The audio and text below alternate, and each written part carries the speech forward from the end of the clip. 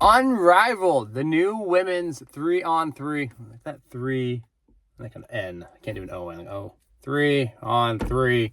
Full court basketball. Really cool concept. Watch the games this week. Shout out Kate Martin, someone who I train, someone who I'm actively supporting in this. The number one player in the household that we're at here that we're rooting for. Shout out Kate. Give you your flowers. But Laces won, by the way. That's their team. I'm bouncing around. Let me just talk about it. 3-on-3 women's basketball. This is a really cool concept. I even brought notes with me because I had a lot to think about here.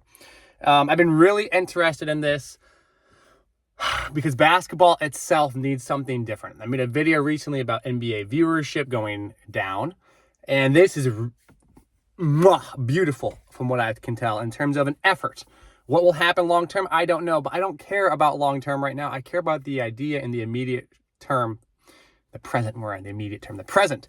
And this is a really cool idea. So let me break it down. Let's look at my notes here. 3-on-3 full court. I think a 72-foot size court. So basically 3-point lines are 6-8 feet within half court. Sorry, within the half court lines. Like when you cross half court, you're basically within striking distance of a three.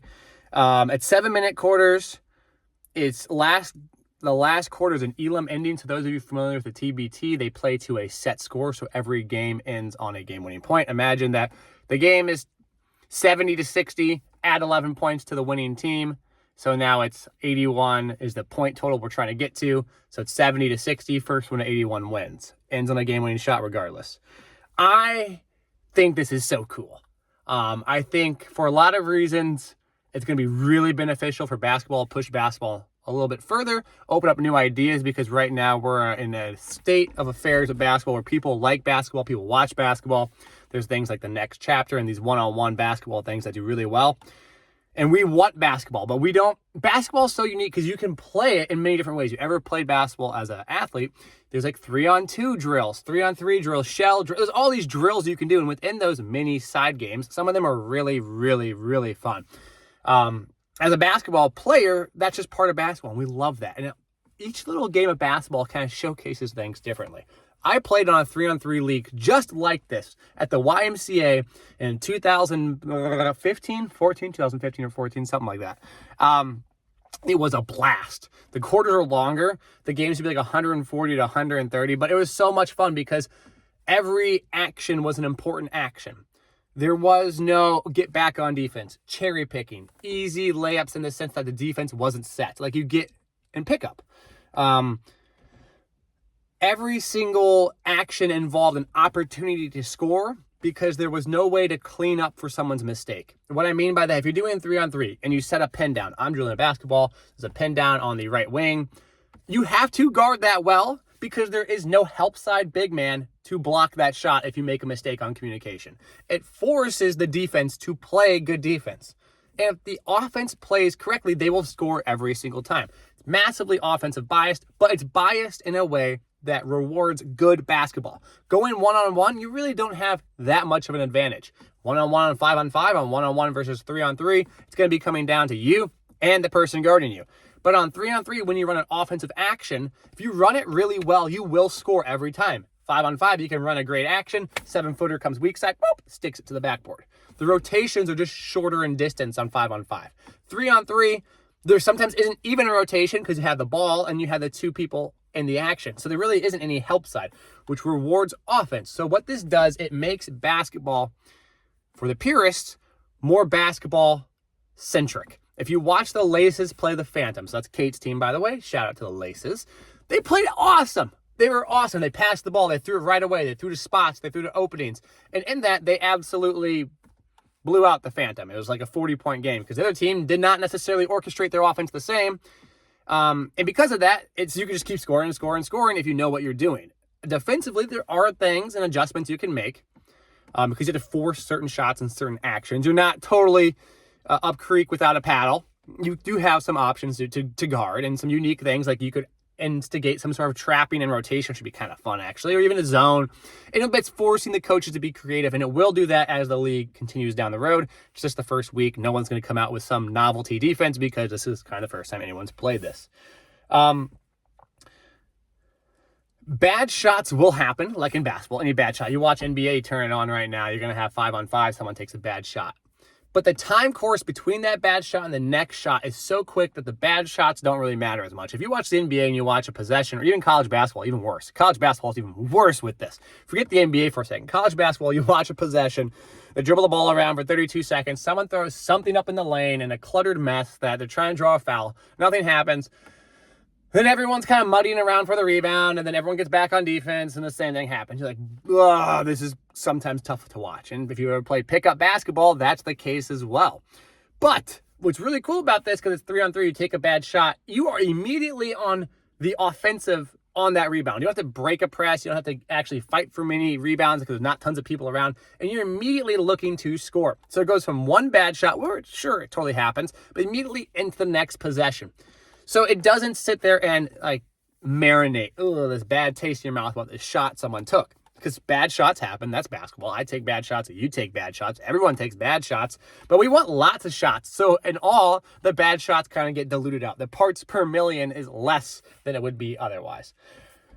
I think, personally, this is kind of how basketball should be played in pickup, 3-on-3 and 4-on-4. I think 5-on-5, not enough people touch the ball. You have two people who aren't really in every action. And if you want to have everyone shoot the ball every time down the court, and you want to have a nice even playing, kind of field, let's say we have 15 possessions, that means each person on a 5-on-5 game gets 3 shots at best, assuming they all go in.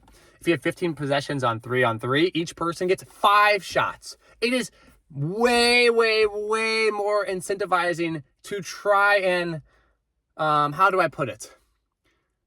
It's less incentivizing to try and just get people involved and more incentivizing to just play basketball. What I mean by that is when you're playing 5-on-5 and pickup, it's like, oh man, this guy hasn't gotten a shot in a while, or this person hasn't gotten a shot, or this touch. Versus you're playing 3-on-3, everyone's going to get a shot. And by the way, if someone's chucking on 3-on-3, there's 3 people in the court. You can't hide. We know who is shooting the ball every time if you're going down, just chucking things up. So it really puts a spotlight on you. I think this is so cool. I think the NBA or other leagues should adopt something like this. I think 3-on-3 on half court is interesting, like the FIBA stuff, but full court allows athletes to show off their athleticism. It emphasizes the good qualities of basketball that a lot of the viewers like. It allows players to work on different things and have the freedom to do different things because the benches are smaller. There's only 6 women on a team. When you go up and down the court, you're not having to deal with a massive court, which allows more energy to be expended on offense and vice versa, more energy expended on defense. It's not fun to play defense 94 feet. It just is not. I'll tell you that first and foremost. It's a lot more enjoyable to get a rebound and you're immediately kind of somewhat in position and you start to dictate how that game is going to be played. Oh, I think it's cool. I'm pretty excited about it. I think it will allow for a media standpoint, a lot of interesting clips, a lot of basketball highlights that might not be shown otherwise, allows different aspects of the game to be highlighted. I think a lot of players should. It also, what does, it opens up to this being okay to play 3-on-3. Right now, if you go play pickup, you play 5-on-5, that's how you play basketball.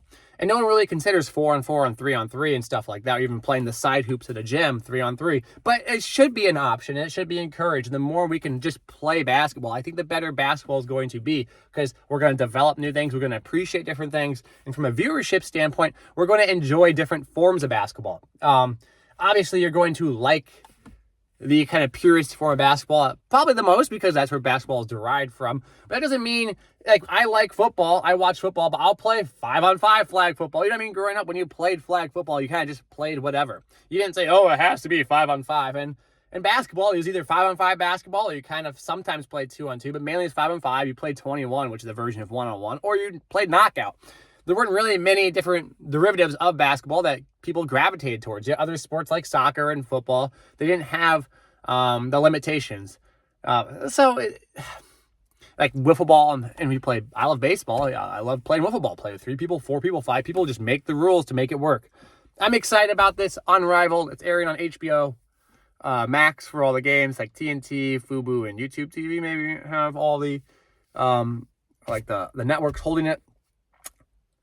I thought it was really cool. I'm excited to watch it. Excited to watch it continue to grow, and see where this will push basketball on the whole.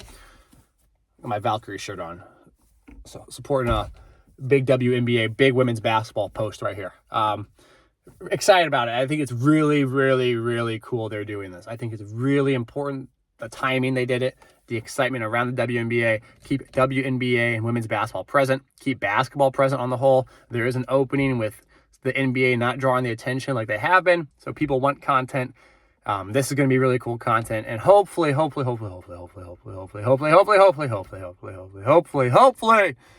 there's some form of men's version that comes about from this that either gets trickled down at some professional level, even just like pickup level, because I love to play 3-on-3 again. It was so much fun. I appreciate you. Combining appreciate you and piecing it together. Appreciate you all. Take care and enjoy.